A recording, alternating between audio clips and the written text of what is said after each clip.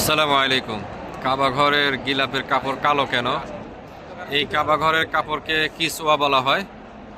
আল্লাহর নির্দেশেই এই কাবার কাপড়টিকে কালো করে রাখা হয়েছে। এটা অতীতে বিভিন্ন রঙের ছিল, লাল সবুজ বর্ণের ছিল এবং আহ, এবং বিভিন্ন রঙের পরিবর্তনের পরে এই কাবা ঘর গিলাপকে কালো করে কালো কালো কালার দিয়ে করা হয়েছে এবং এর মাধ্যমে এই কাপড়ের মাধ্যমে এর মধ্যেই স্বর্ণের সুতা দিয়ে আপনার আল্লাহর নাম, সূরা এগুলো লেখা আছে। এবং এই কালো কাপড়টি রেশমি কাপড় দ্বারাই তৈরি।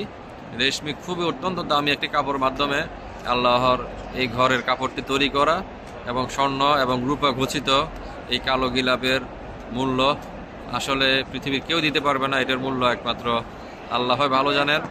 এবং এই কালো কাপড়ের মাধ্যমে আল্লাহর এই ঘরকে ঢেকে রাখা হয়েছে।